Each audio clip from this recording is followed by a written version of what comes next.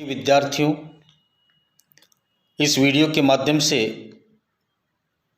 मैं आपके साथ अंग्रेज़ों और राजपूत राज्यों के बीच 1818 में हुई संधियों की चर्चा कर रहा हूँ। पिछले वीडियो में कोटा और जोधपुर राज्य के साथ 1818 की संधि की चर्चा की थी।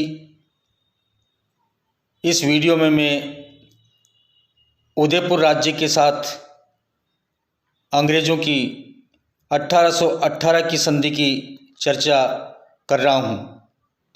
मराठों तथा पिंडारियों के निरंतर धावों तथा उनकी लूट खसोट की नीति से मेवाड़ राज्य की स्थिति दयनीय बनी हुई थी। पिंडारी नेता अमीर खां द्वारा दबाव डालने पर मेवाड़ के महाराणा भीम सिंह को अपनी पुत्री कृष्णा कुमारी को विष देकर उसकी जीवन लीला समाप्त करनी पड़ी थी। 1812 और 13 ईस्वी के भयंकर अकाल के कारण भी मेवाड़ राज्य की आर्थिक स्थिति शोचनीय बनी हुई थी। अतः महाराणा भीम सिंह ने अंग्रेज़ों का संरक्षण प्राप्त करने का निश्चय कर लिया।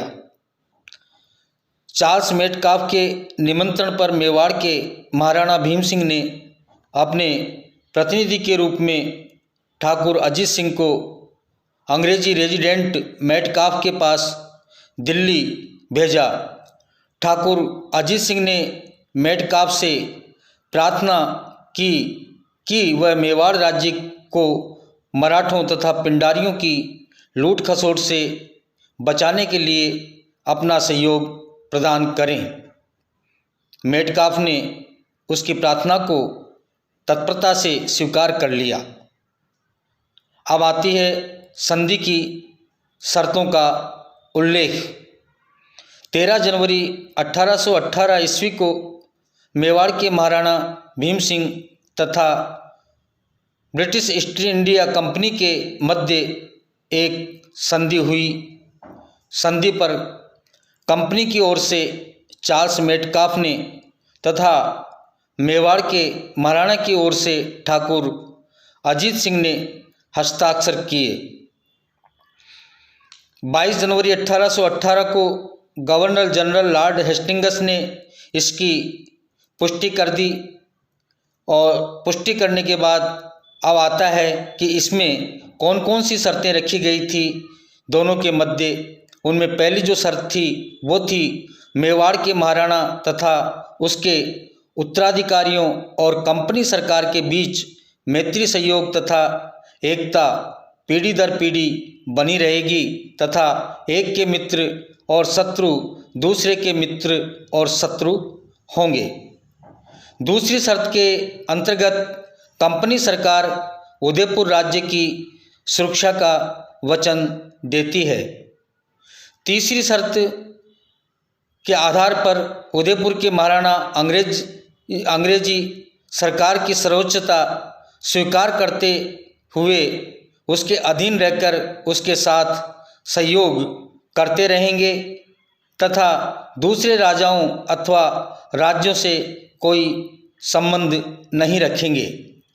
चौथी शर्त के अनुसार उदयपुर के महाराणा कंपनी सरकार की स्वीकृति के बिना किसी राज्य अथवा राज्य से कोई समझौता नहीं करेंगे, परंतु वे अपने मित्रों और संबंधियों से पत्र व्यवहार जारी रखेंगे। उदयपुर के महाराणा किसी दूसरे राज्य पर आक्रमण नहीं करेंगे। यदि किसी अन्य राज्य से कोई विवाद उत्पन्न होगा तो वह विवाद मध्यस्थता एवं निर्णय के लिए कंपनी सरकार के समक्ष प्रस्तुत किया जाएगा। अगली जो शर्त है, छठी शर्त, उसके अंतर्गत उदयपुर राज्य आगामी 5 वर्ष तक राज्य की आय का 1/4 भाग खिराज के रूप में दिया जाएगा। 5 वर्ष की अवधि के बाद वार्षिक आय का 3/8 भाग दिया जाएगा। उदयपुर राज्य कंपनी के अतिरिक्त अन्य किसी राजा अथवा राज्य को खिराज नहीं देगा। उदयपुर राज्य और अंग्रेजों के बीच जो संधि हुई 1818 में, उसकी अगली शर्त के अनुसार उदयपुर के महाराणा ने कंपनी सरकार से कुछ शक्तियों द्वारा उसके दबाए हुए क्षेत्र वापस दिलवाने की प्रार्थना की। कंपनी सरकार की ओर से ये आश्वासन दिया गया कि वह राज्य की पुनः समृद्धि के लिए पूरा ध्यान रखेगी और प्रत्येक मामले का ठीक ठीक हल ज्ञात होने पर जब भी कुछ करने का अवसर आएगा, उक्त उद्देश्य की पूर्ति के लिए पूरा प्रयत्न करेगी। इस प्रकार अंग्रेजी सरकार की सहायता से जो भी क्षेत्र उदयपुर राज्य को वापस मिलेंगे, उन क्षेत्रों की आय का 3/8 भाग प्रतिवर्ष अंग्रेजी सरकार को दिया जाता रहेगा। 8वीं जो शर्त है, उसके अनुसार आवश्यकता पड़ने पर उदयपुर राज्य अपने सामर्थ्य के अनुसार अंग्रेजी सरकार को सैनिक सहायता देगा।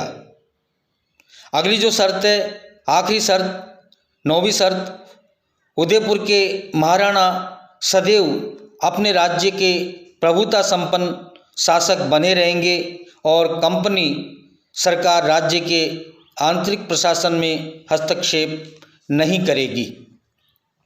अब आता है संधि की समीक्षा का उल्लेख।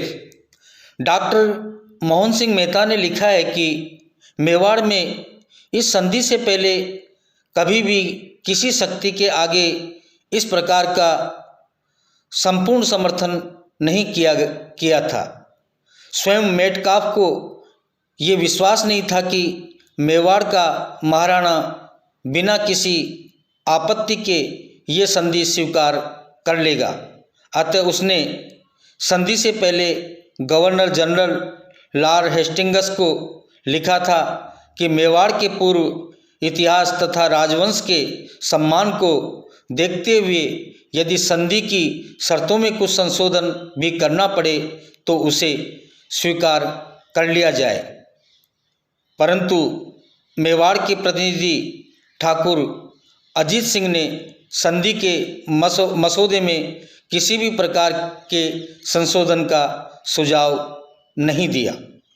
डॉक्टर बनर्जी व डॉक्टर मेहता ने लिखा है कि मेवाड़ के महाराणा का प्रतिनिधि ठाकुर अजीत सिंह महाराणा के लिए एक सम्मानित संधि नहीं करा सका।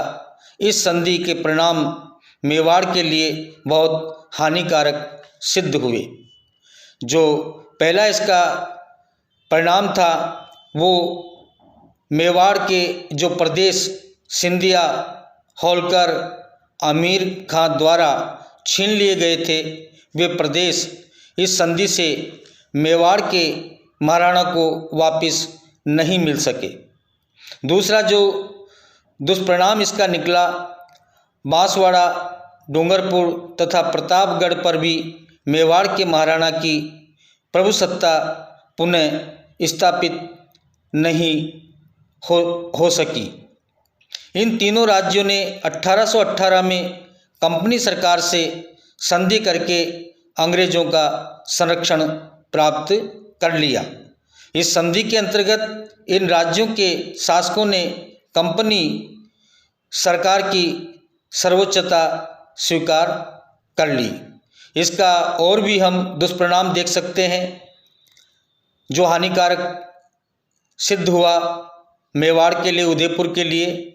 इस संधि द्वारा मेवाड़ के महाराणा को अपने राज्य में जो शांति मिली थी वह अपनी स्वतंत्रता का बलिदान करने के बाद ही मिली थी।